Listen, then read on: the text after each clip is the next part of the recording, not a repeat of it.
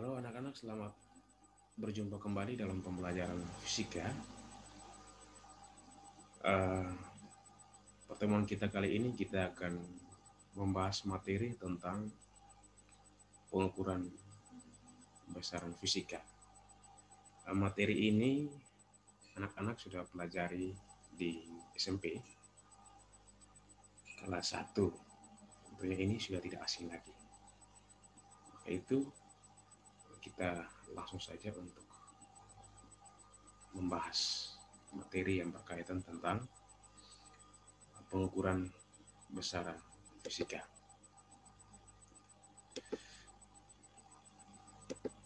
Anak-anak mungkin bisa perhatikan slide yang Pak Guru tampilkan di sini. Ini berkaitan tentang pengukuran besaran fisika. Kalau kita bicara tentang pengukuran besaran fisika, berarti kita akan menggunakan alat ukur untuk mengukur besaran-besaran fisika.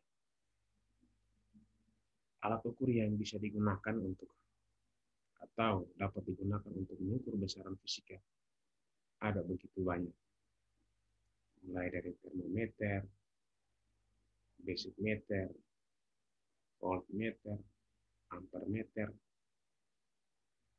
velocity meter, dinamometer. Tentunya yang akan kita bahas dalam materi pengukuran besaran fisika itu, kita hanya membahas beberapa alat ukur saja, menggunakan beberapa alat ukur. Yang pertama itu berkaitan tentang mistar ukur, jangka sorong, mikrometer skop atau sering juga disebut sebagai mikrometer ulir, stopwatch, dan juga neraca Ohaus. Nah, kalau kita bicara tentang besaran fisika, itu ada dua jenis besaran fisika, yaitu besaran pokok dan juga besaran turunan. Besaran pokok itu ada 7 besaran pokok, yaitu yang pertama panjang, masa, waktu, temperatur atau suhu, kuat arus listrik, intensitas cahaya, dan juga jumlah zat. Sementara untuk besaran turunan, ada begitu banyak besaran turunan. Salah satu contoh yang ditampilkan itu gaya, energi, kecepatan, percepatan, temperatur. Ada juga besaran turunan momentum, usaha, energi potensial, energi kinetik, dan juga masih banyak lagi besaran turunan.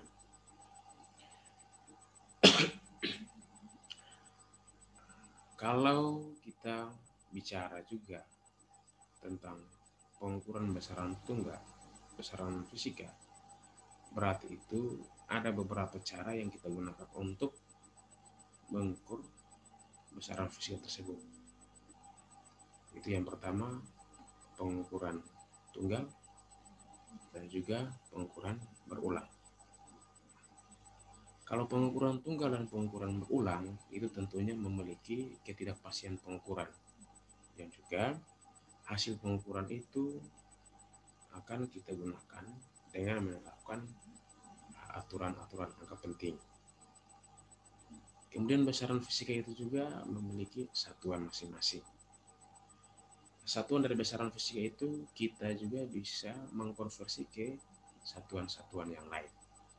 Ya, contoh dari sentimeter kita bisa konversi ke meter, dari kilometer kita bisa konversi ke meter, dari kilometer kita bisa konversi ke sentimeter, dari satuan jam kita bisa konversi ke menit, dari satuan menit kita bisa konversi ke detik, dari satuan jam kita juga berkonversi ke detik. Nah, itu konversi satuan besaran fisika. Kemudian besaran pokok dan besaran turunan juga itu memiliki dimensi. Dimensi besaran pokok dan juga dimensi besaran turunan yang akan kita pelajari dalam materi pengukuran besaran fisika ini. Baik anak-anak, kita lihat yang pertama mengenai besaran dan satuan. Tentunya anak-anak sudah tahu pengertian dari besaran dan satuan itu apa. Anak-anak sudah pelajari di SMP dan Pak Guru tidak akan sampaikan di sini lagi. Nah, di sini seperti yang sudah Pak Guru sampaikan, anak-anak bisa melihat tabel. Di sini adalah tabel besaran pokok dilengkapi dengan lambang besaran pokok, satuan, dan juga lambang satuan. Besaran pokok itu ada 7 besaran pokok. Ditambah lagi dengan 2 besaran tambahan, yaitu besaran sudut bidang datar dan juga sudut ruang. Anak-anak bisa perhatikan lambang besaran pokok itu, kemudian satuannya apa, dan juga lambang satuannya. Di situ misalkan panjang, lambang besaran pokoknya L, satuannya meter, lambang satuannya M. Kemudian besaran pokok massa, lambang besaran pokoknya M, satuannya itu kilogram.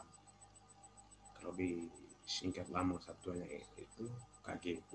Jadi yang ditampilkan sini adalah besaran pokok dengan satuan dasarnya, atau orang sering katakan satuan standarnya, atau kalian biasa dengar istilah itu satuan sistem internasional atau satuan internasionalnya. Nah, itu ada 7 besaran pokok ditambah dengan 2 besaran tambahan. 2 besaran pokok tambahan itu sudut bidang datar dan juga sudut ruang. Nah, itu berkaitan tentang besaran pokok. Besaran pokok itu didefinisikan sebagai besaran yang berdiri sendiri dan tidak diturunkan ke besaran lain, atau dengan istilah lain itu besaran ditetapkan terlebih dahulu, seperti itu. Jadi itu ada 7 besaran pokok ditambah dengan 2 besaran pokok tambahan.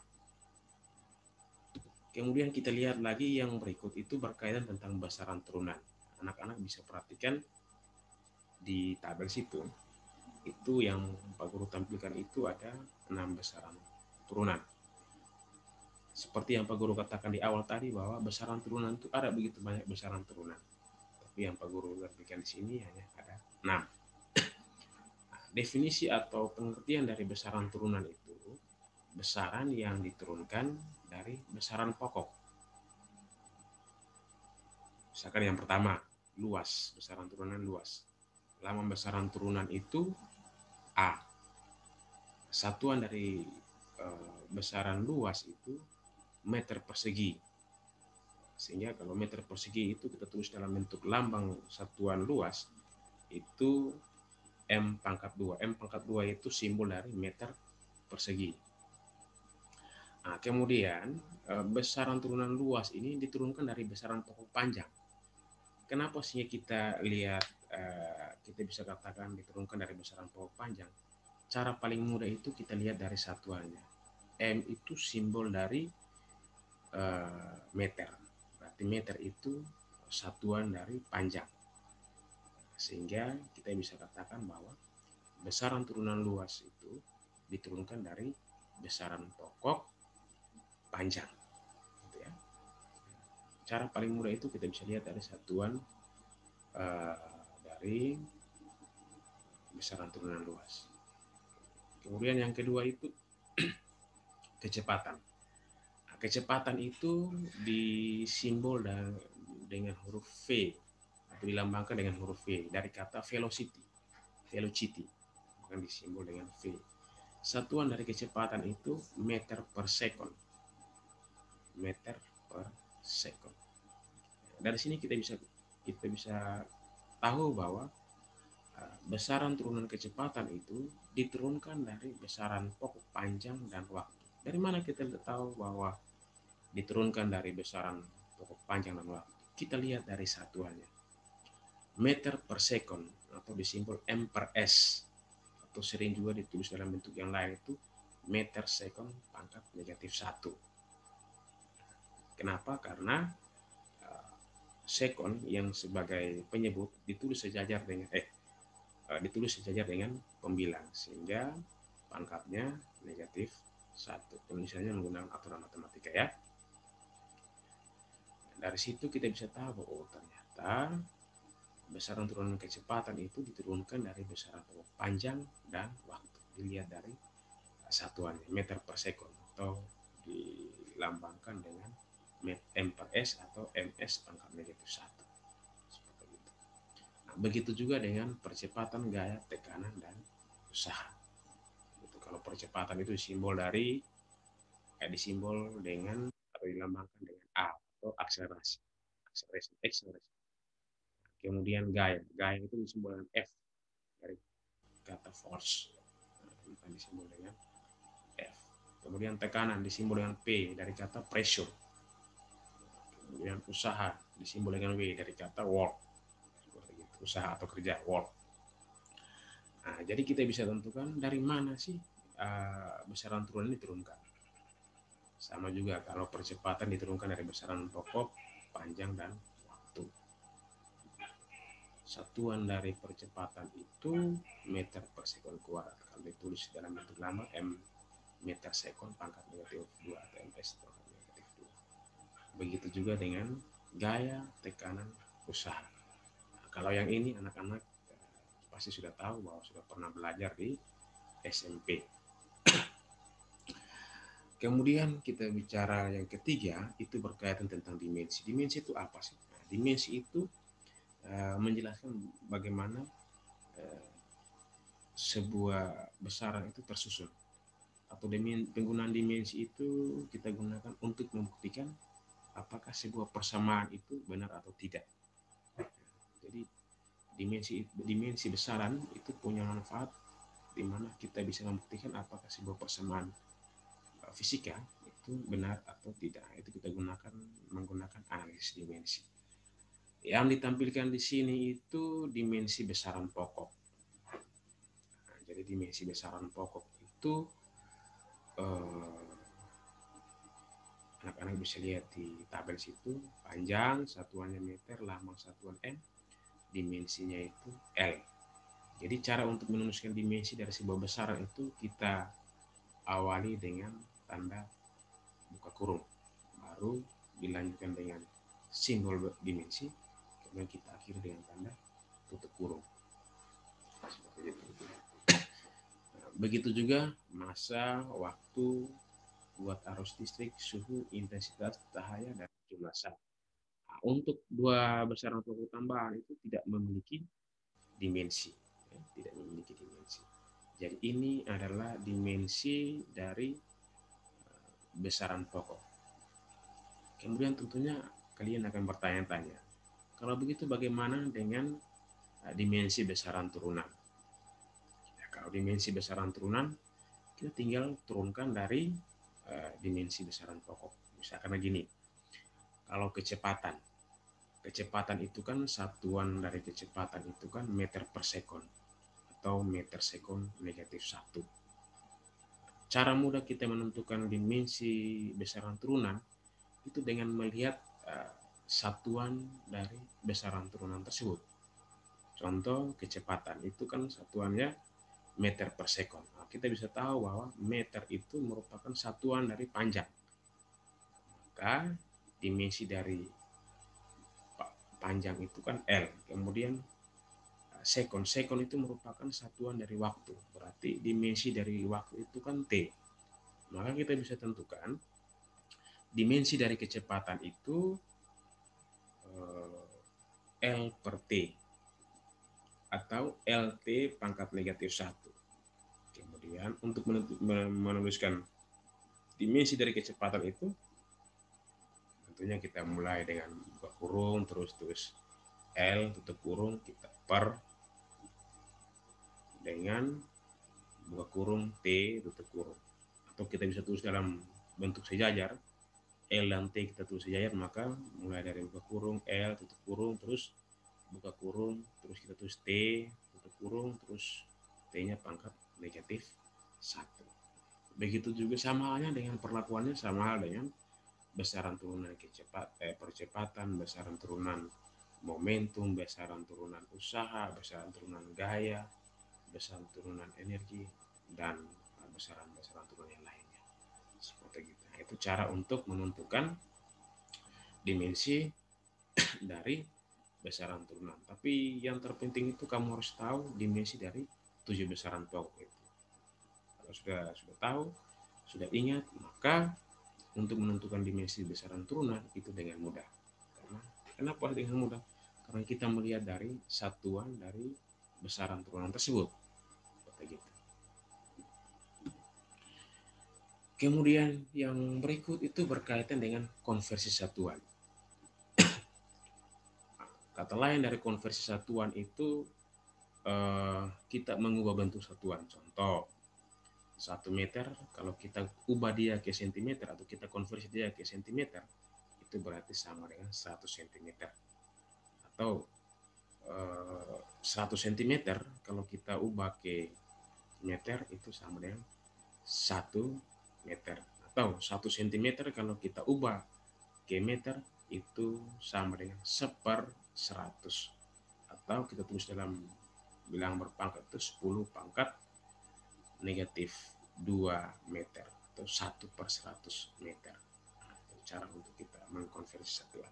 Nah, untuk konversi satuan ini anak-anak sudah pelajari di SMP juga, bahkan di SD sudah tahu bagaimana cara untuk mengkonversi satuan. Nah, yang di sini itu ada sebuah contoh yang Pak Guru tampilkan di sini. Misalkan Anda akan menjumlahkan besaran kelajuan 72 km per jam ditambah dengan 30 meter per sekon. Nah, di sini ada perbedaan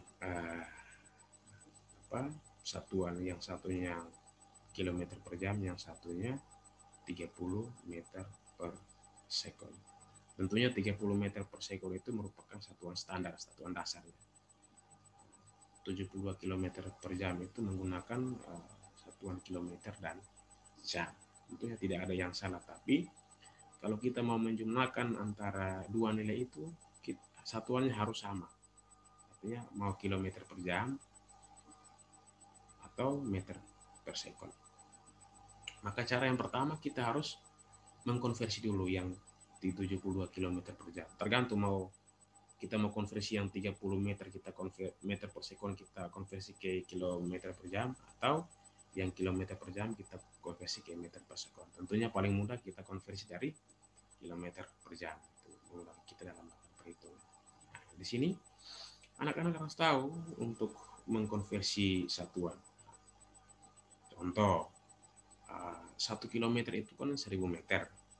Maka kalau 72 kilometer berarti 72.000 meter.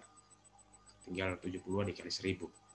72.000 meter. Kemudian 1 jam. 1 jam itu kan 60 menit. Atau 1 jam itu sama dengan 3.600 sekon atau detik. Nah, di sini berarti 1 jam itu kita ada konversi dia menjadi detik atau sekon. 3.600. Nah, di sini maksud dari 72 km per jam itu sama dengan 72 km per 1 jam. Gitu. Sehingga kalau 72 km kita konversi ke meter, maka jadinya 72.000 meter. Sementara 1 jam ini kalau kita konversi ke sekon atau detik itu jadinya 3.600 detik atau sekon. Sehingga untuk mendapatkan nilainya kita tinggal bagikan nilai 72.000 meter dibagi dengan 3.600 sekon, mendapatkan nilai 20 meter per sekon. Karena satuannya sudah sama, 30 meter per sekon dan 20 meter per sekon, kita tinggal jumlahkan saja. Maka dapatnya itu 50 meter per sekon. Itu bagaimana mengkonversi satuan dari sebuah besaran.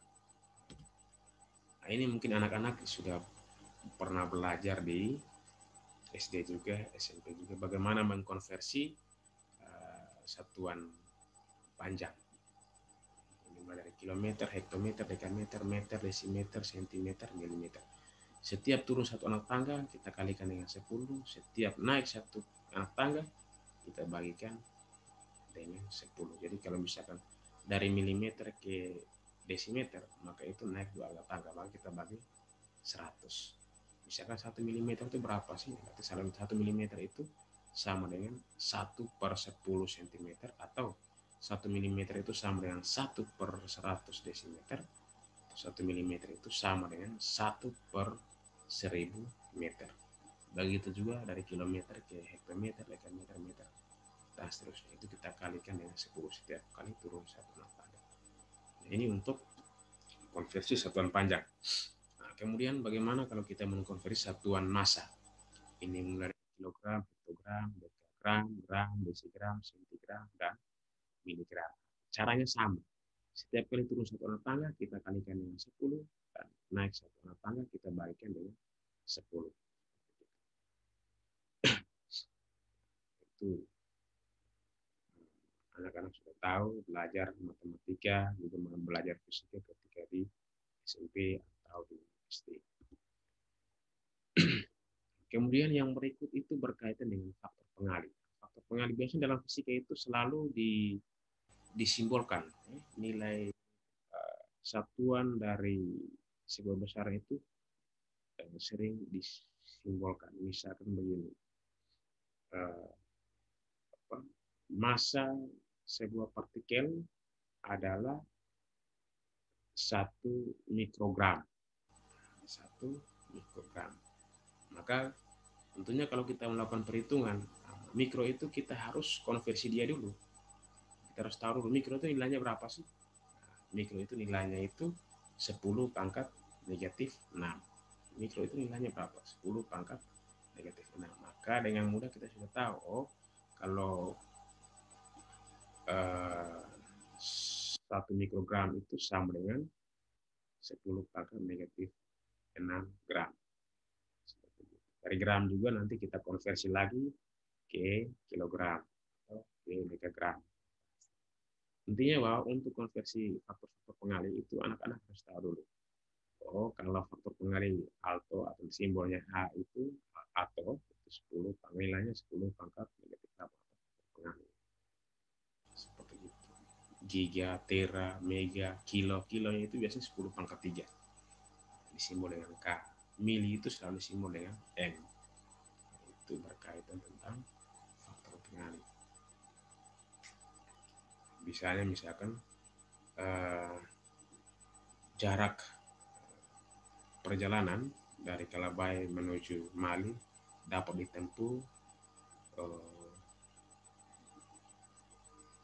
ditempuh atau jaraknya itu misalkan 2 kilo atau 9 kilo. 9 kilometer. 9 kilometer. Kalau 9 kilometer itu kalau kita konversi dia itu menjadi meter, maka itu sama dengan 10 pangkat 3 meter. Seperti itu. Itu faktor pengalih yang sering digunakan dalam perhitungan-perhitungan fisika. Jadi itu anak harus tahu, oh kalau ato itu nilainya berapa sih kalau ato? Atau pengalih ato nilainya namanya itu 10 pangkat negatif 18. Oh femto itu nilainya berapa sih? Nama awalan untuk pengalih 10 pangkat negatif 19. Oh pico. Pico itu nilainya berapa? 10 pangkat negatif 12. Nano. Nama awalan untuk faktor pengalih nano itu nilainya berapa sih? Oh 10 pangkat negatif 9 dan seterusnya. Nah, intinya itu nilai-nilai dan nama dari faktor pengalih itu anak-anak harus tahu. Maka ketika melakukan konversi satuan itu dengan mudah. Seperti itu. Itu berkaitan tentang faktor pengalih. Sekarang kita masuk pada pengukuran. Pengukuran itu ada 2 jenis pengukuran. Pengukuran tunggal dan juga pengukuran berulang. Dan juga ada lagi istilahnya itu pengukuran langsung dan pengukuran tidak langsung. Definisi dari pengukuran tunggal itu bahasa sederhananya begini. Pengukuran yang dilakukan 1 kali dan langsung dapat menghasilkan, langsung diperoleh hasil ukurnya. Langsung diperoleh hasil ukurnya. Kemudian yang di sini itu hasil ukurnya itu X plus minus delta X. X itu maksudnya hasil yang diperoleh, kemudian delta X itu keterangan berkaitan tentang ketidakpastian pengukuran. Ketidakpastian pengukuran itu seperti apa sih? Nah, itu nanti akan dibahas dalam menentukan hasil pengukuran. Nanti kita akan bahas di serius berikutnya. Kemudian pengukuran berulang. Nah, pengukuran berulang itu pengukuran yang dilakukan beberapa kali. Kenapa saya lakukan beberapa kali? Karena hasilnya itu selalu berbeda. Jadi kita lakukan beberapa kali, kemudian mengambil nilai rata-rata dari pengukuran tersebut. Jadi pengukuran berulang itu bahasa sederhananya itu pengukuran yang dilakukan beberapa kali untuk mendapat hasil yang lebih lebih tepat seperti itu. Itu pengukuran pengukuran berulang. Kemudian pengukuran langsung. Nah, kalau istilah pengukuran langsung itu uh, pengukuran yang dilakukan secara langsung dan hasil pengukurannya itu dapat langsung terbaca. Contoh misalkan begini, kita mengukur panjang meja, berarti kita gunakan alat ukur mistar atau roll meter, kemudian kita ukur panjang meja berapa. Oh, kita harus tahu panjang meja ini 1 meter atau tinggi meja ini 50 cm. Itu dikatakan sebagai pengukuran langsung. Artinya kita lakukan pengukuran dan langsung dapat hasilnya. Sementara pengukuran tidak langsung itu kita tidak langsung mengukur. Ketika melakukan pengukuran itu kita tidak langsung dapat hasil ukurnya, tetapi kita mengukur besaran-besaran tertentu, kemudian nilai dari besaran-besaran itu kita melakukan penjumlahan atau perkalian atau pembagian untuk mendapatkan nilai besaran yang diinginkan. Contoh misalkan gini, kita mengukur volume sebuah benda. Contoh kita mengukur volume sebuah balok. Untuk mengukur volume sebuah balok, kalau misalkan balok yang panjang sekali, misalkan panjangnya 4 meter, maka itu kita tidak bisa langsung mengukur volumenya. Tetapi kita ukur dulu panjangnya, kita ukur lebarnya, kemudian kita ukur tinggi balok tersebut atau tebal balok tersebut. Setelah dapat nilai dari masing-masing besaran itu, baru kita lakukan perhitungan. Perhitungan itu maksudnya panjang kali lebar kali tinggi untuk mendapatkan volume dari balok tersebut. Nah, sehingga itu disebut sebagai pengukuran tidak langsung.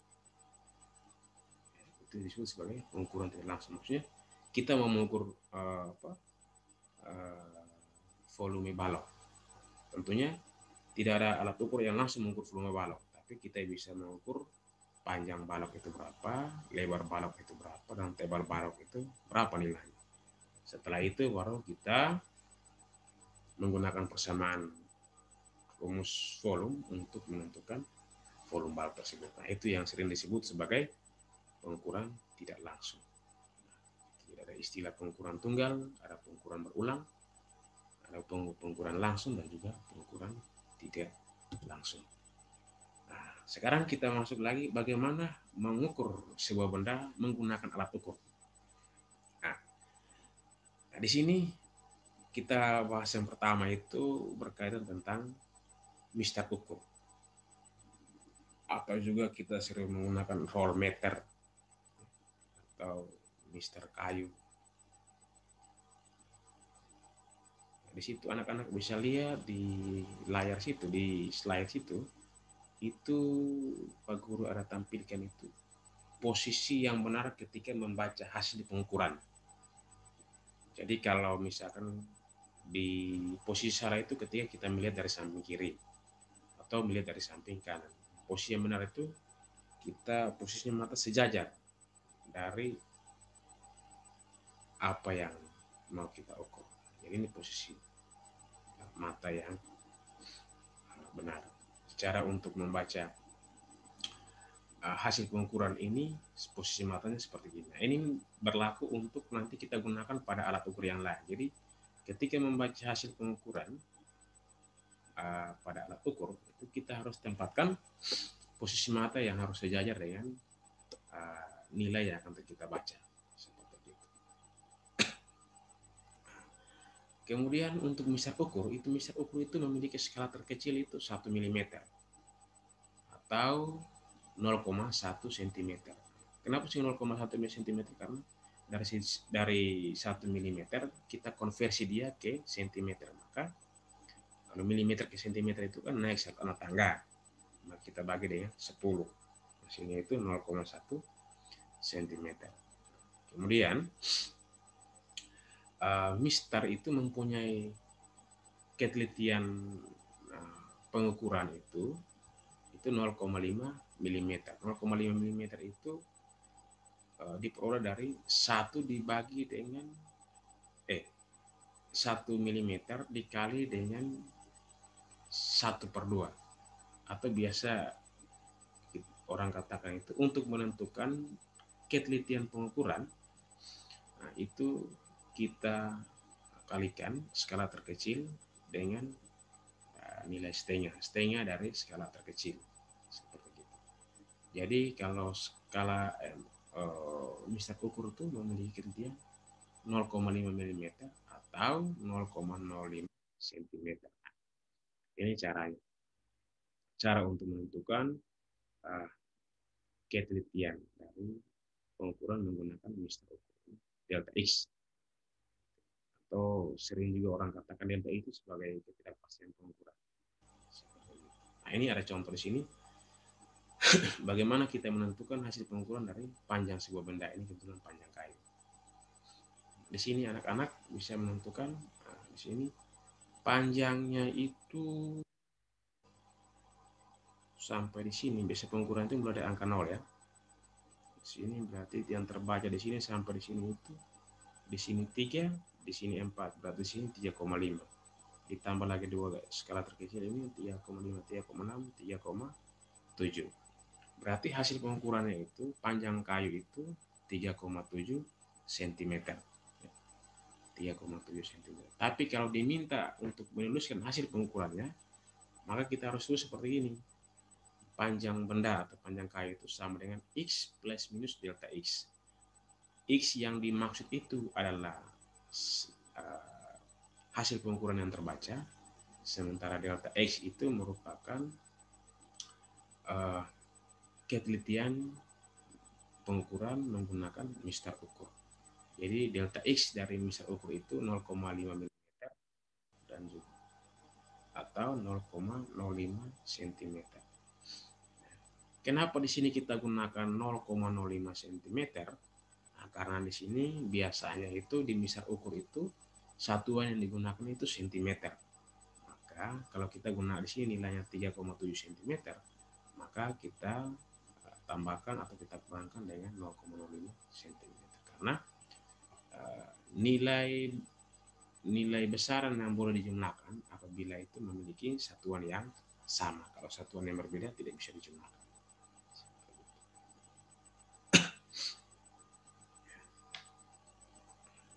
Kemudian kenapa sehingga kita harus tulis seperti ini? Nah, tulis seperti ini maksudnya begini. Kalau ketika ditanya berapa panjang minimum dari balok tersebut, panjang minimum. Berarti kalau panjang minimum berarti kita bisa tentukan dari 3,7 kurang 0,05. Itu panjang minimum. Kalau ditanya berapa panjang maksimum dari balok yang diukur, berarti kita bisa tentukan 3,7 ditambah 0,05 cm. Hasilnya berapa itu kita sebut sebagai panjang maksimum. Kemudian pasti anak-anak akan bertanya, ini maksudnya apa sih Pak Guru? Kenapa sih harus ditulis seperti ini? Ditulis seperti ini misalkan kalau nanti kita mengukur kayu ini, mungkin yang pertama kita gunakan itu Mister ukur. Kemudian nanti yang kedua itu kita gunakan contoh roll meter. Tentunya pasti alat yang berbeda. Yang satunya kita gunakan Mister ukur, dan yang satunya kita gunakan roll meter. Jadi di sini ditambahkan plus minus delta X itu maksudnya bahwa panjang kayu ini itu dia berada pada kisaran 3,7 kurang 0,05 cm sampai 3,7 ditambah 0,05 cm. Kalau di 3,7 kurang 0,05 cm itu kita sebut sebagai nilai minimumnya.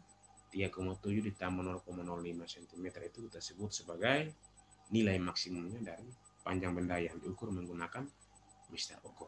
Nah, seperti itu. Tapi kalau nanti ditanya, berapa panjang kayu tersebut? Kita jawab dengan simpel saja ya, 3,7 cm. Tapi kalau ditanya nilai minimumnya, ditanya nilai maksimumnya, kita bisa jawab seperti yang sudah Pak Guru jelaskan. Nah, kemudian yang berikut itu jangka sorong. Nah, jangka sorong itu fungsinya itu mengukur diameter dalam sebuah benda atau mengukur diameter luar sebuah benda dan juga mengukur kedalaman sebuah benda. Contoh, kita tidak mungkin mengukur kedalaman tutupan berpoin menggunakan mister ukur. Maka alat ukur yang kita gunakan untuk mengukur kedalaman tutupan berpoin itu ya jangka sorong. Bagaimana kita mengukur? Nah, di sini bagian yang kita gunakan itu di sini. Kalau misalnya kita geser rahang ini, kita geser, maka batang ini akan bergerak ke bawah, akan lebih panjang. Dari sini bagian-bagian dari jangka sorong itu ada ini disebut sebagai rahang atas, rahang bawah. Rahang bawah ini digunakan untuk mengukur diameter luas sebuah benda. Contohnya misalnya kita bisa mengukur diameter gelas. Kemudian rahang atas ini digunakan untuk mengukur diameter dalam sebuah benda. Contoh, kita mengukur diameter dalam tutupan botol aqua, nah, itu kita gunakan rahang atas. Ini rahang bawah itu misalnya kita gunakan mengukur mengukur diameter pipa, itu kita gunakan mengukur diameter paralon. Nah, itu kita gunakan diameter atau mengukur rahang bawah. Nah, kemudian di jangka sorong itu memiliki dua skala, yang mana ada skala utama itu yang di sini dari 0 sampai ada yang 25. Jadi skala utama itu berkisaran itu beda-beda. Jadi ada jangka sorong itu biasanya ada yang sampai 20, 25 dan seterusnya. Kemudian skala noniusnya itu yang di sini. Jadi ada skala noniusnya, ada skala utama. Ini skala noniusnya di sini. Nah, ini kalau praktek pro anak-anak bisa tahu deh jelas. Tapi nanti Pak Guru akan kirimkan bagaimana cara mengukur sebuah benda menggunakan jangka sorong. Nah, kemudian skala terkecil dari jangka sorong itu adalah 0,01 cm. Nah, biasanya untuk jangka sorong itu skala terkecil itu bervariasi tergantung alat yang dibuat ya. Tapi kalau di soal-soal itu biasanya digunakan itu skala terkecil itu 0,01 cm. Biasanya digunakan 0,01 cm. Tapi pada kenyataannya bahwa skala terkecil dari setiap alat ukur atau setiap jangka sorong itu berbeda. Tergantung skala yang ditertera dalam jangka sorong tersebut. Tapi ketika dalam melakukan perhitungan itu skala yang terkecil yang digunakan itu 0,01 cm. Nah, seperti itu. Jadi kebetulan sini Pak Guru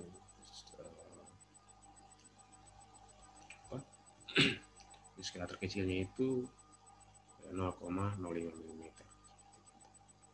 Kemudian bagaimana untuk menentukan hasil pengukuran ketika kita menggunakan jangka sorong?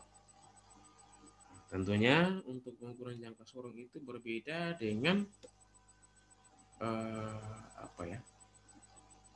mister ukur. Kalau mister ukur itu kita taruh, kita langsung letakkan alat ukurnya di benda yang mau kita ukur, kita langsung baca hasilnya. Tetapi kalau jangka sorong itu kita harus tentukan dulu skala utamanya dan juga skala nonius. Nanti skala nonius itu kita kalikan dengan skala terkecil dari jangka sorong ini, seperti itu. Untuk lebih jelas kita coba perhatikan soalnya. Nah, ini adalah gambar ketika mengukur lebar atau tebal sebuah benda. Nah, di sini kita lihat cara untuk menentukan skala utama. Ini skala utama ya anak-anak. Kalau tadi di gambar tidak jelas, tapi ini disebut skala utama. Ini 0 sampai 4. Ini di sebelah sini masih ada skala lagi, tapi karena gambarnya dibuat seperti ini. Kemudian yang di sini itu adalah skala noniusnya. Jadi kita menentukan bagaimana cara menentukan skala utama. Nanti praktik juga harus dibuat dengan baik. Cara untuk menentukan skala utama itu yang pertama, kita membaca skala terakhir pada skala utama sebelum atau sejajar dengan angka 0 pada skala Nonius. Nah, ini nih. Sebelum atau sejajar dengan angka 0 pada skala Nonius. Ini 0 sampai 10 ini merupakan skala Nonius. Di sini tadi Pak Guru sampaikan bahwa membaca atau menentukan skala pada utama itu sebelum angka 0 atau sejajar dengan angka 0 pada skala Nonius. Di sini kita lihat kalau yang sejajar atau sebelum dengan skala Nonius itu adalah 1,5. Dari mana? Dari 1,5. Ini kan di sini 1. Berarti di sini 2. Berarti di sini nilainya setiap skala ini nilainya 0,1. Maka di sini 1,1, 1,2, 1,3, 1,4 dan 1,5. Catatan tadi bahwa sebelum angka 0 atau sejajar dengan angka 0 pada skala Nonius, maka skala utama itu 1,5. Kemudian skala Noniusnya berapa sih? Nah, skala Nonius itu lihat angka pada skala Nonius yang sejajar dengan skala utama. Nah, di sini angka yang sejajar ini angka 0 sejajar dengan skala utama di atas. Kemudian ada angka 5 sejajar dengan skala utama. Kemudian ada angka berapa lagi? 6. Nah, ini ada lebih dari satu angka yang sejajar dengan skala utama. Tapi intinya bahwa kalau ada lebih dari satu angka yang sejajar dengan skala utama, kita gunakan angka yang pertama pada skala Nonius. Maka yang kita gunakan itu 0 karena dia yang pertama. Sehingga skala Nonius itu 0. Tapi ingat catatannya itu 0 harus dikalikan dengan skala terkecil pada alat ukur itu. Jangka sorong itu sudah Pak Guru jelaskan di awal bahwa kita gunakan yang 0,01 cm. Jadi kalau 0,0 dikali dengan 0,01 cm hasilnya tetap 0. Kalau ditambah dengan 1,5 cm maka hasilnya itu 1,5 cm. Nah, ini kebetulan ada yang berikut lagi, ada satu soal di bawah ini dari jangka sorong pada soal ini hasil pengukuran yang terbaca dalam skala utama dan skala Nonius. Nah, di sini kita bisa katakan bahwa ini itu skala utamanya itu 3,1. Kenapa? Syaratnya menentukan skala yang terbaca pada skala utama itu sebelum angka 0 pada skala Nonius atau sejajar dengan angka 0 pada skala Nonius. Maka di sini angka 0 ini kan tidak sejajar dengan skala utama, maka sebelum angka 0 berarti ada satu skala. Maka di sini nilainya 3,1. Di sini 3,5. Maka skala utamanya itu 3,1 cm. Kemudian skala Nonius. Nah, kita lihat di sini angka yang sejajar dengan skala utama. Di sini 0 tidak, 1 juga tidak, 2 juga tidak, 3, 4, 5 juga tidak, 6 juga tidak. Di sini 7. Kan di sini 5, 6, 7. Maka skala Noniusnya itu 7. Nah, di sini salah ya, salah tulis, ini 9 salah. Yang sejajar itu 7. Ya. 7 yang sejajar. Sehingga 7 itu kita kalikan dengan 0,01 cm atau kita kalikan dengan 0,1 mm. Maka dapatnya itu 0,9 mm atau 0,7. Sebenarnya 7 ya.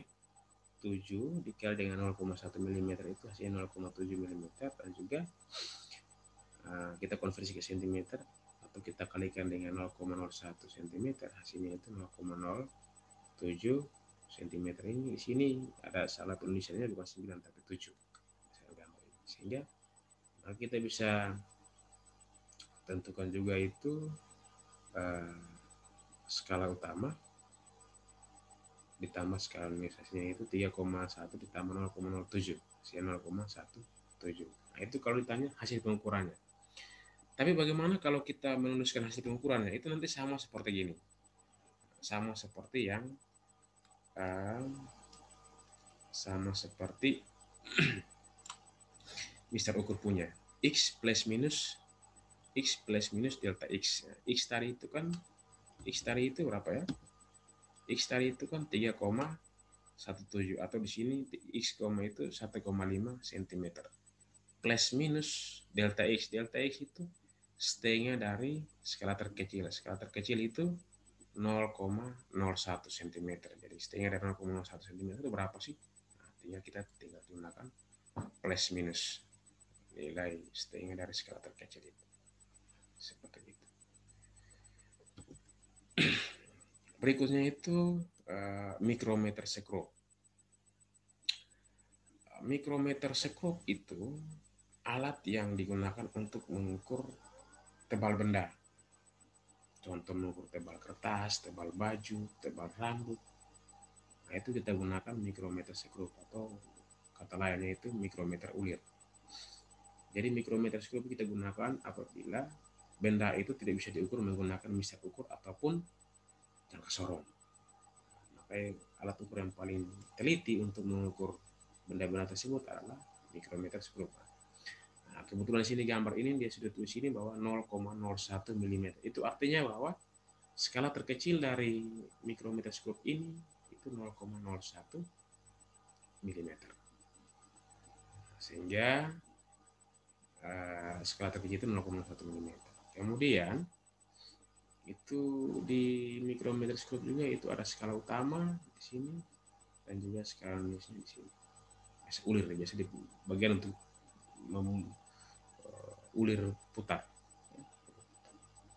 Sebelum itu disebut sebagai skala minus. Ini skala utamanya. Ini pengunci. Pengunci itu berfungsi ketika kita sudah letakkan di sini dan kita rapatkan dia, kita kunci menggunakan pengunci sehingga bendanya tidak bergerak bergeser. Ini poros. Untuk menentukan hasil pengukuran sama juga dengan jangka sorong. Hasil pengukurannya itu skala utama ditambah dengan skala minus, tapi dengan catatan bahwa skala minus harus dikalikan dengan skala terkecil dari mikrometer tersebut. Nah, ini contohnya. Ini yang pertama. Ini kita disuruh untuk menentukan tebal benda. Ini seperti tadi sudah dijelaskan sesuai gambar. Ini disebut sebagai skala utama, sementara di sini itu angka-angka di sini disebut sebagai skala nonius. Jadi untuk menentukan nilai skala utama pada mikrometer sekrup itu kita melihat skala yang terbaca pada skala utama sampai pada garis pembatas antara skala utama dan skala nonius. Kalau digambar kita lihat sebagai pembatas.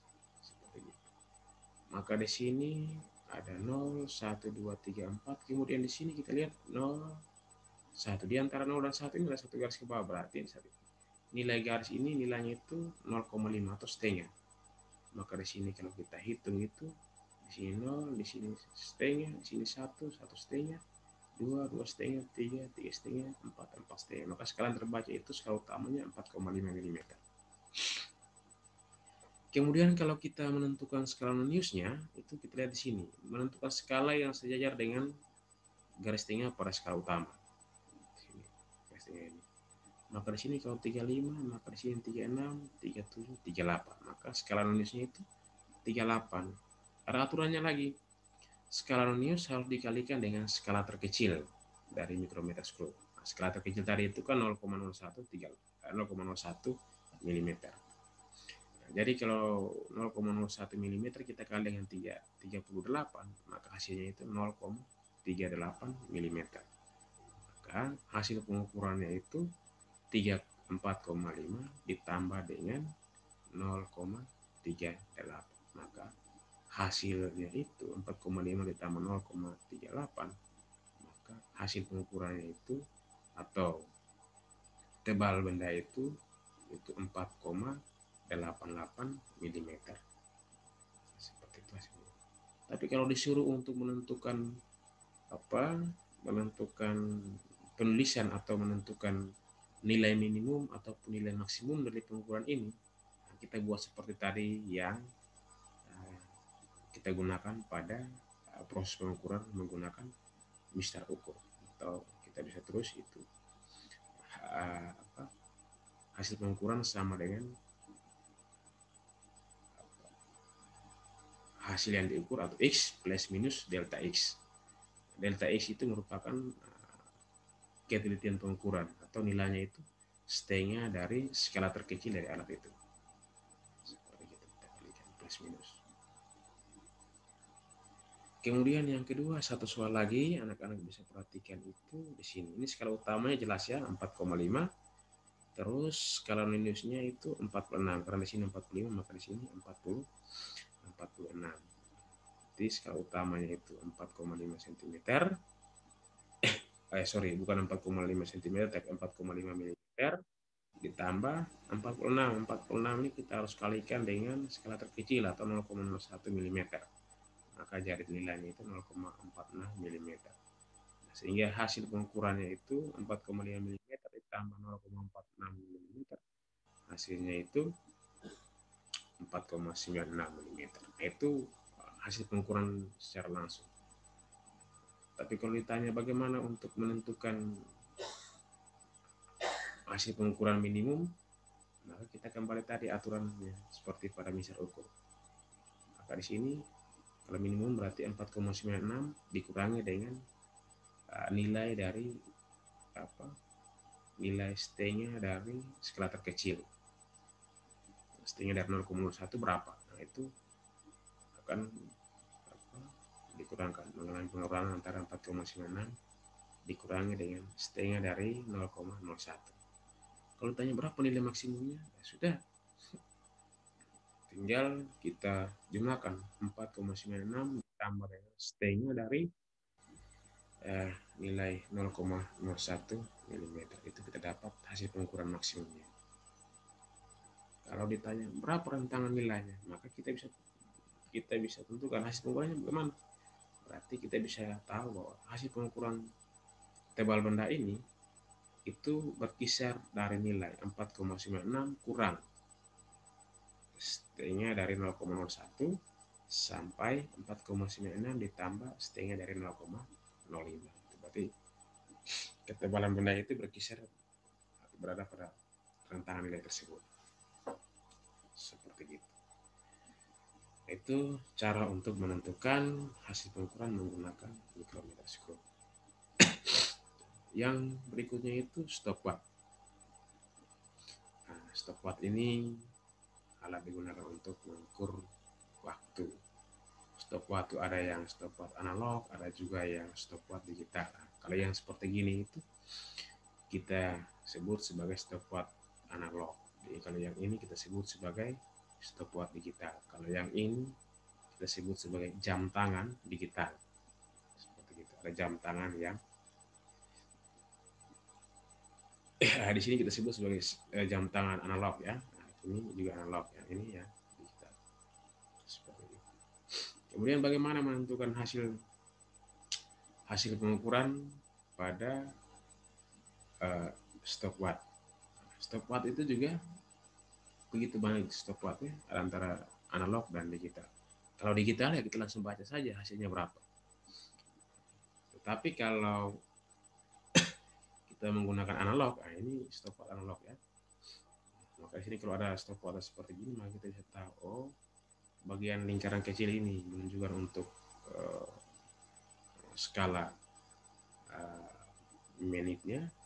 Sebagian besar ini merupakan skala detiknya atau dalam bahasa Inggrisnya itu minute scale. Kalau yang besar itu second scale. Jadi kalau di sini terbacanya itu kita mulai operasikan stopwatch, terbaca dari situ itu 4 menit.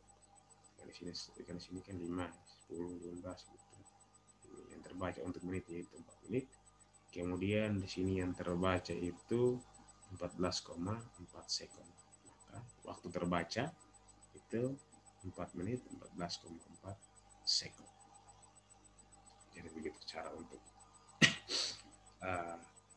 menentukan hasil pengukuran menggunakan stopwatch. Tapi kalau nanti bagaimana cara untuk melaporkan hasil pengukurannya? Bisa juga hasil pengukuran itu sama dengan X plus minus delta X. Delta X itu setengah dari skala terkecil alat ukur tersebut. Kalau yang stopwatch analog itu skala terkecilnya itu 0,1. Kalau digital itu ya agak susah juga untuk menentukannya. Nah, stopwatch itu dengan mudah karena kita bisa lihat pada skala-skala yang tertera terbaca pada stopwatch ini. Begitu ya. Kemudian yang berikut, nah ini bukan stopwatch ya, ini salah edit. Ini neraca Ohaus. Ini neraca Ohaus yang kamu tampilkan. Neraca Ohaus itu alat ukur yang digunakan untuk mengukur massa benda. Jadi ada begitu banyak alat ukur yang digunakan untuk mengukur massa benda. Salah satunya itu neraca Ohaus. Neraca Ohaus. Cara untuk menentukan mengukur massa benda itu bagaimana sih? Sudah kita letakkan benda di sini, kemudian kita menggeserkan beban-beban sebagai anakan timbangan ketika jarum penunjuk ini setimbang dengan garis datar, maka itu kita bisa menjumlahkan anak timbangan yang kita geser tadi, skala nilai yang terbaca pada anak timbangan yang kita geser. Maka misalkan kalau ini contoh misalkan mengukur massa benda, di sini terbaca 20, 5, dan 100. Nah, kalau kita jumlahkan semua, maka massa benda tersebut adalah 125 gram. Nah, seperti itu. Kalau neraca pegas,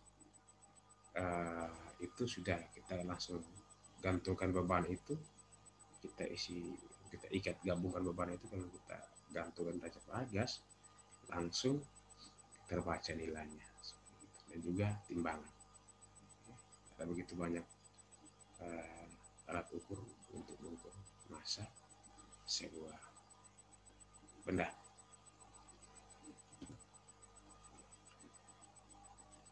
Baik, ini ada soal latihan anak-anak bisa kerjakan. Nah, seperti tadi yang sudah Pak Guru jelaskan itu bagaimana ini contohnya itu hasil pengukuran yang benar itu bagaimana. Tadi itu X plus minus delta X. Nah, ini mulai soal yang dua ini X plus minus delta X. Itu bisa dilihat dari ini hasil pengukuran diameter sebuah bola. Sebuah benda ya. Kemudian ini ditanya berapa hasil pengukurannya. Nah, ini tadi itu kan kita bisa gunakan X plus minus delta X. Kalau yang ini langsung saja hasil pengukuran itu sama dengan skala utama ditambah dengan skala minus. Seperti itu. Nanti ini soal ini anak-anak bisa kerjakan ya. Nanti pada pertemuan berikut Pak Guru akan tanyakan kira-kira ada yang sudah bekerja atau belum. Baik, itu saja. Semoga apa yang disampaikan bisa dipahami. Kalau ada yang tidak mengerti, nanti bisa